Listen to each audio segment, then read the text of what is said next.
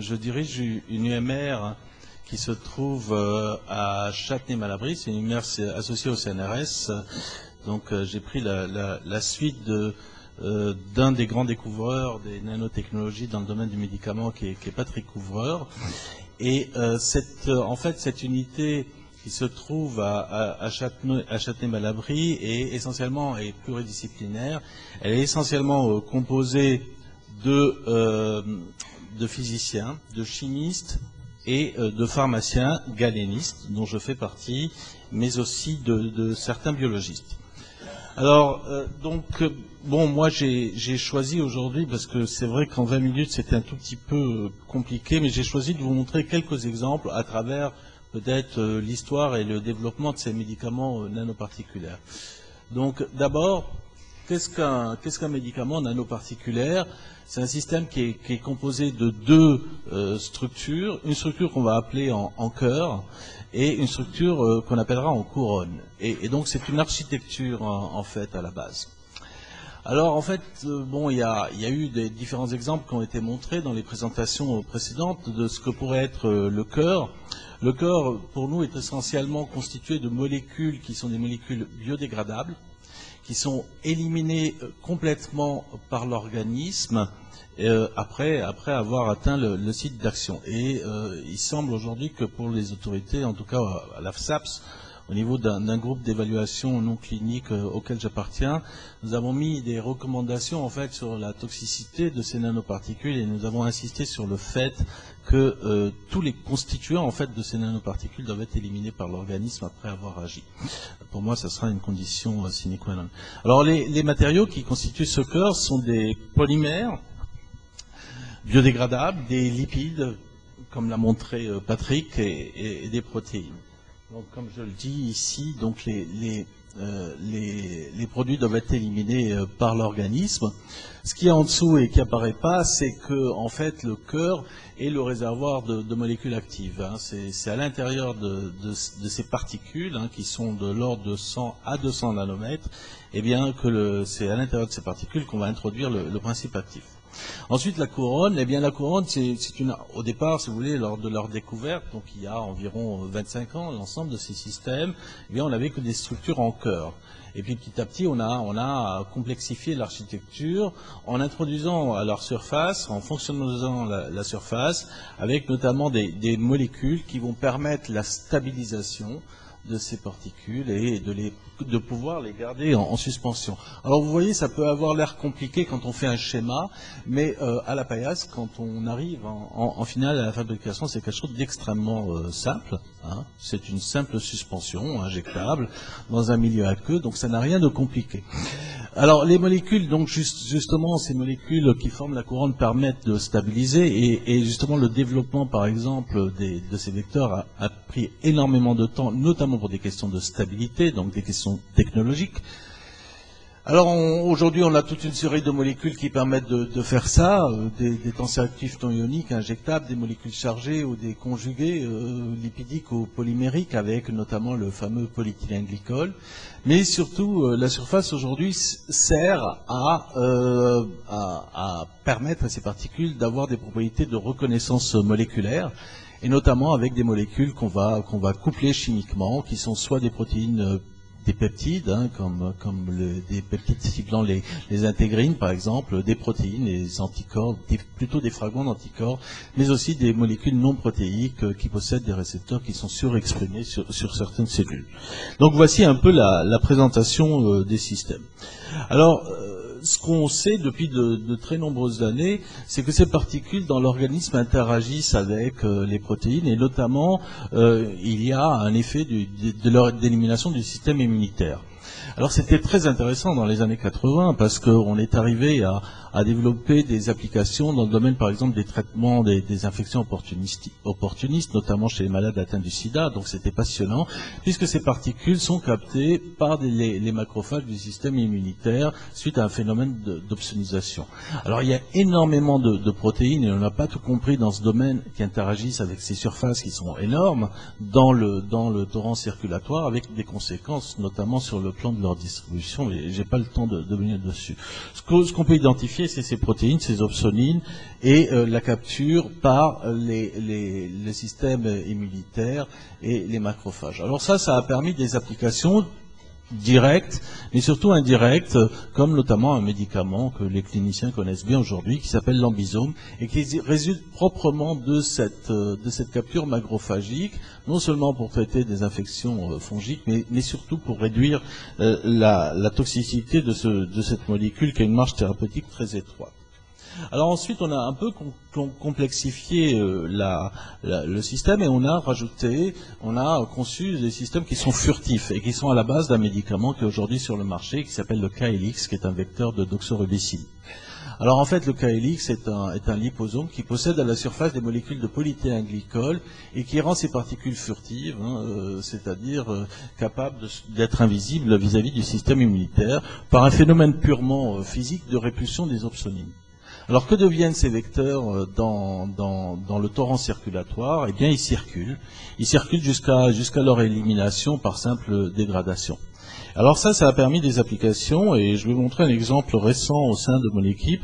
En fait, on travaille sur la décorporation et sur la décorporation du plutonium, ce qui pourrait avoir un intérêt, notamment dans les centrales nucléaires, et particulièrement en cas d'accident ou en cas de radioterrorisme.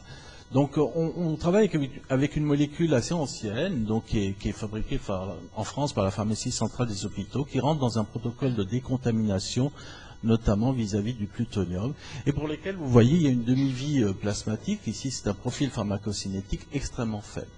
Donc grâce à l'utilisation de systèmes échappant à la capture par le système macrophagique, eh bien on est arrivé à considérablement modifier la pharmacocinétique du médicament, de la molécule active, et on génère vraiment un nouveau médicament, c'est-à-dire un médicament qui a une pharmacocinétique totalement différente. Ici, l'air sous la courbe est très très très importante par rapport à la molécule sous forme libre, et notamment avec des particules qui possèdent du polythylène-glycol à leur surface. Donc en fait, ce qu'on fait, c'est un système à libération contrôlée dans le temps et dans le torrent circulatoire, avec des conséquences sur la biodistribution. Je vais juste vous montrer ce résultat à droite. En fait, il s'agit de l'agent qui est latent du plutonium, donc qui est marqué au carbone 14, 16 jours après une administration intraveineuse. Et ce que l'on voit, c'est que dans les tissus, on a une concentration à partir de ces systèmes furtifs, notamment dans le foie, dans la rate, mais aussi dans les os, dans l'os, dans la moelle osseuse, au lieu où se concentre effectivement le plutonium. Et quand on prend les mêmes animaux, qui sont des rats, et qu'on les contamine à l'aide de plutonium, on voit qu'après 16 jours, cet effet de concentration, cet effet qui est modifié, notamment ici en orange, par les liposomes à durée de circulation extrêmement longue, et bien entraîne pratiquement une élimination du plutonium dans les tissus qui sont contaminés, notamment au niveau osseux.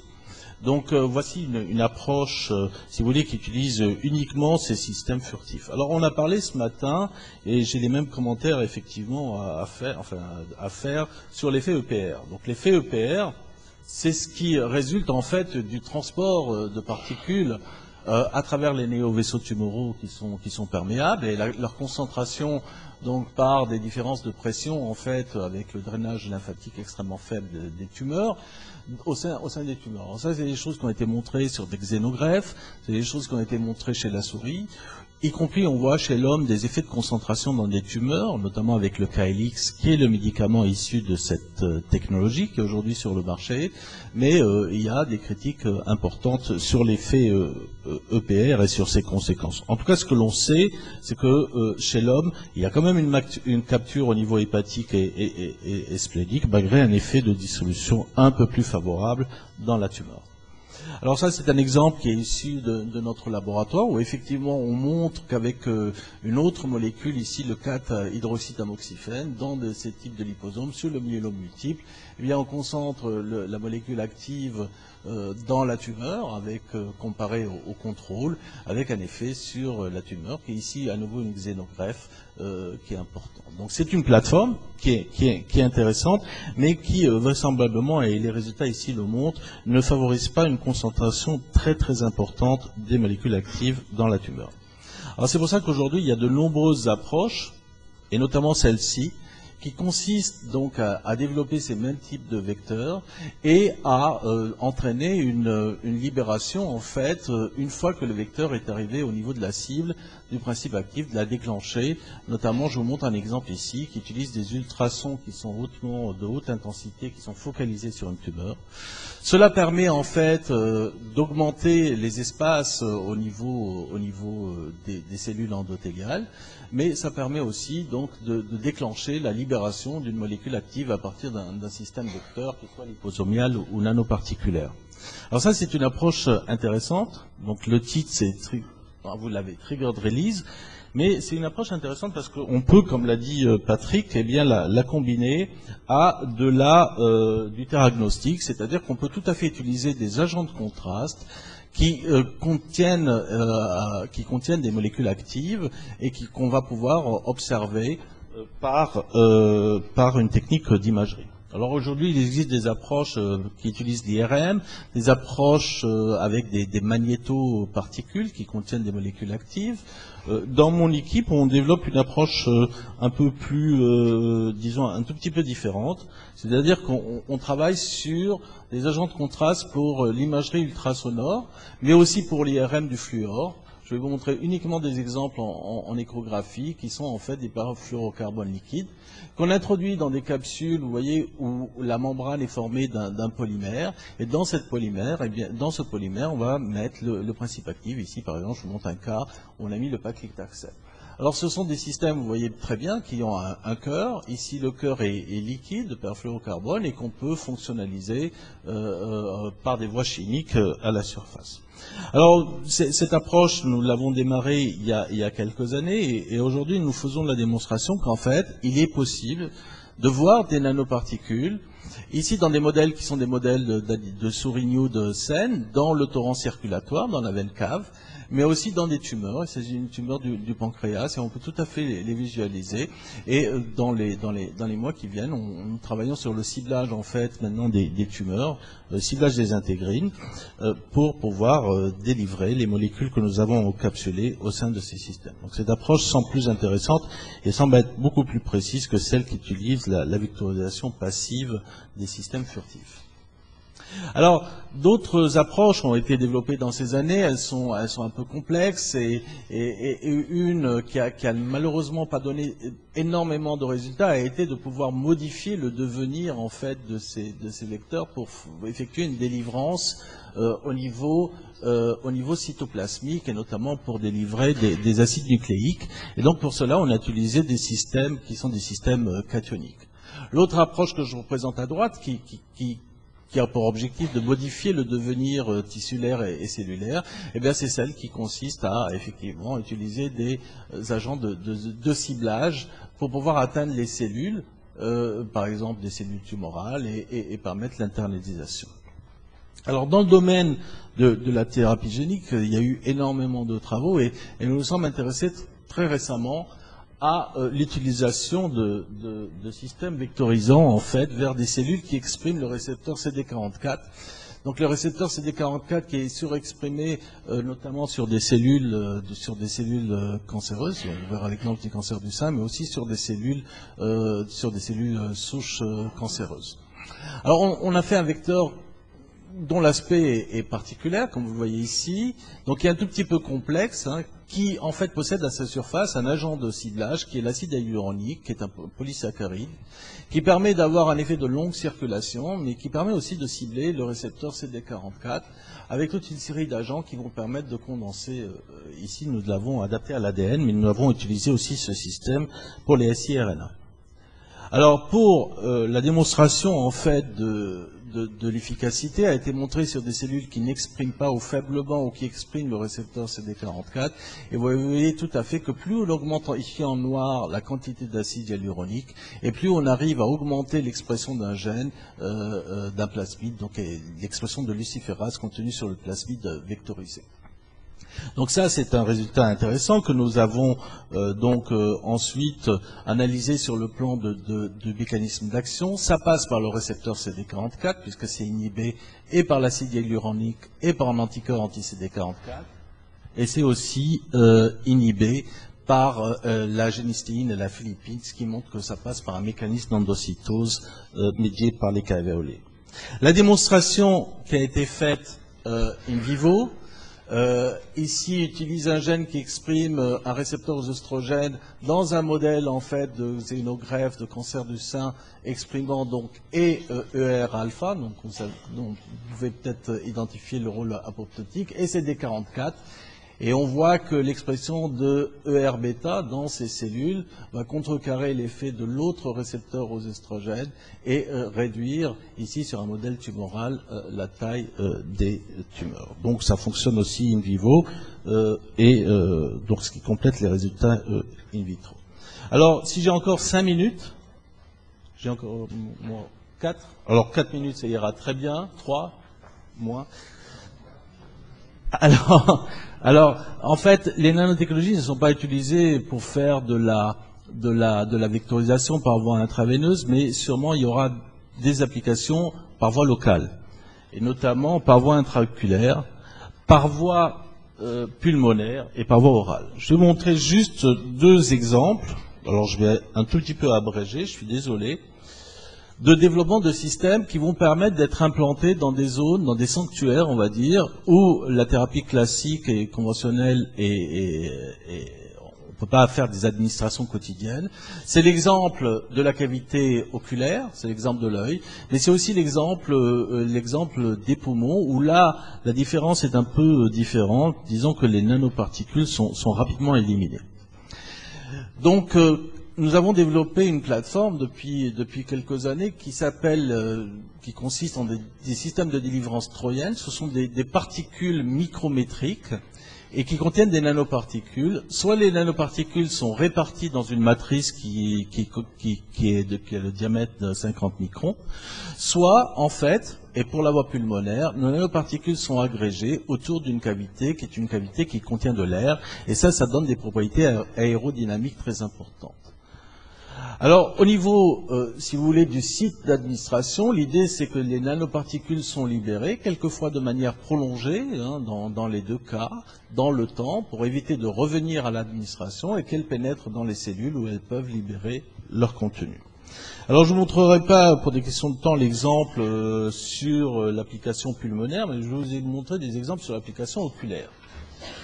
Alors, cet exemple concerne la vectorisation, en fait, d'oligonucléotides antisens, ciblant ici un facteur de croissance qui est TGF-bêta2, grâce à la formation de nanoparticules, c'est-à-dire d'oligonucléotides antisens qui sont complexés par des polymères cationiques, formant ces petits objets que vous voyez ici, et qu'une taille de 200 nanomètres. Ces petits objets ont été insérés dans un implant que l'on peut fabriquer et contrôler de manière plus ou moins poreuse, et qui permet la libération des nanoparticules, comme vous le voyez ici, sur une durée de 35 jours. Et on sait que, par différentes analyses, que ce sont des nanoparticules qui sont libérées et qui pénètrent dans les cellules. Ici, l'oligonucléotide est marqué en rouge, on le voit et dans le cytoplasme et dans le noyau. Alors, lorsque nous avons administré donc ça c'est une collaboration avec Francine Blair-Cohen à l'Institut des Cordeliers. Donc lorsque nous avons administré par voie intraoculaire, ici dans la conjonctive, sur un modèle en fait de glaucome, ces particules troyennes, nous avons montré que les particules qui libéraient sur une durée prolongée, après une seule administration, inhibaient l'expression du gène ici in vivo, et la démonstration a été faite notamment par PCR sur les tissus. Donc le dernier système que je voulais vous montrer, ce sont ces particules troyennes à visée pulmonaire. Et aujourd'hui, nous travaillons sur l'interaction en fait de ces nanoparticules vers le poumon. Nous avons commencé tout un travail sur la capture au niveau bronchique. Et on voit tout à fait que des nanoparticules ici, qui sont dans des compositions très précises, sont capables de traverser la couche de mucus sur des cellules qui possèdent du mucus à leur surface, sont des cellules Calu3, et donc d'être internalisées par les cellules. Je ne vous en dirai pas plus, mon temps est fini.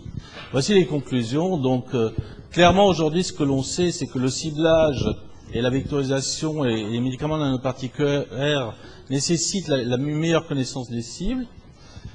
Notamment, il faut aller vers des études plus fondamentales sur les effets EPR, sur la rétention de ces particules. Et je vous en ai pas dit, mais on a le souci dans mon unité des problèmes de nanotoxicité sur les systèmes que l'on développe. Et on a plusieurs approches dans ce sens. Merci beaucoup.